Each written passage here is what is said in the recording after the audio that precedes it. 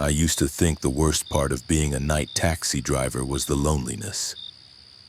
But after what happened a few months ago, I wish I had just stayed lonely. It started on a Friday night. Business had been slow, and I was cruising through a quiet part of town, mostly empty roads and dim alleyways. I got a ping at 1:43 a.m., a pickup near the old Willow Ridge Cemetery. Creepy, sure, but not the first weird spot I'd picked someone up from. I pulled up to the front gate, the wrought iron twisted and rusting. No one was there. I waited a minute, then two. I was about to cancel when I saw him. A man in a brown overcoat walking slowly from the side path, not through the front gate but from within the cemetery. He looked completely out of place. Pale, like he hadn't seen daylight in years.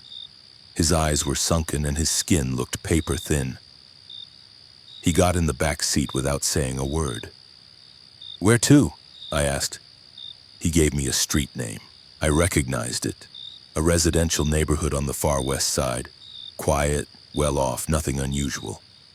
But the way he said it, it wasn't normal.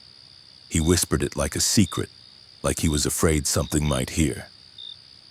I started driving. The man never spoke again. He didn't check his phone, didn't blink, just sat perfectly still, staring straight ahead. After about 10 minutes, I noticed something strange. We weren't getting closer to his destination. The road kept stretching. No matter how far I drove, the distance stayed the same. The GPS kept glitching, recalculating every few seconds, and the time, it never moved. 1:56 a.m. The clock didn't change. I glanced at the rearview mirror. He was still there.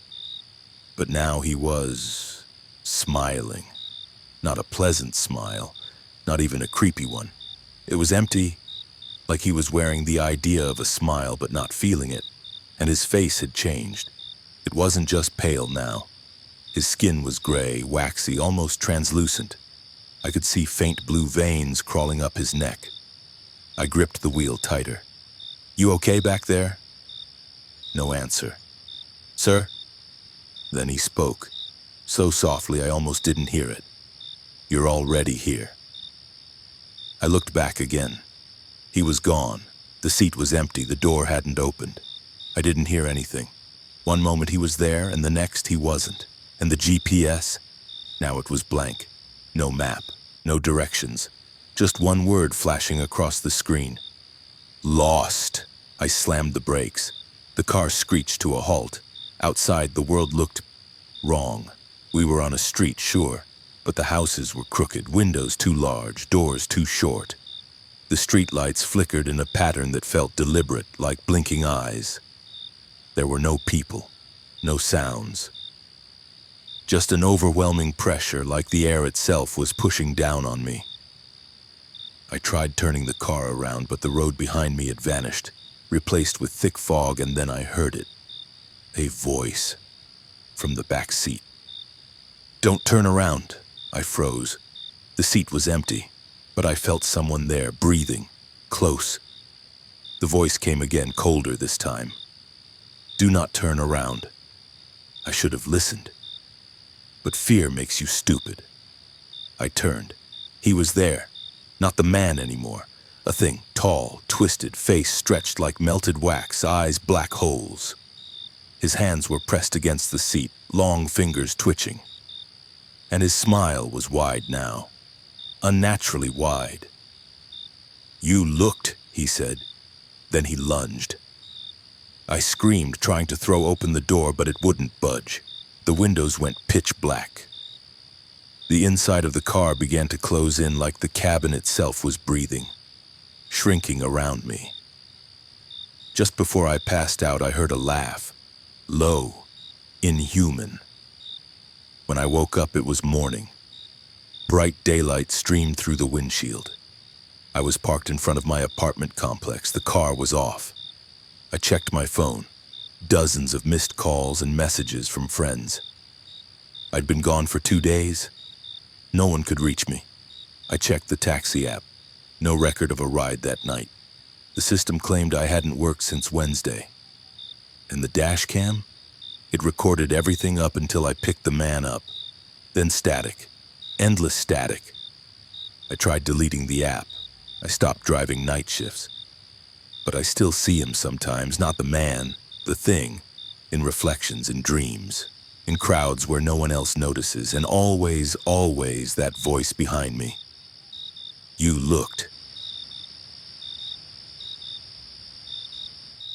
I worked the night shift in a mid-sized city, not big enough to be famous, not small enough to be quiet. I drive a taxi. Yeah, people still take cabs out here, especially the older folks who don't trust ride-sharing apps. I've been driving the night routes for a few years now. You get used to the weird stuff. Drunk passengers, awkward silences, people crying in your back seat. But there was one ride, one night, that I can't forget. And if you believe me, if you really believe what I'm about to tell you, you might never step into a taxi again. It was around 2:45 in the morning. My shift ends at 3.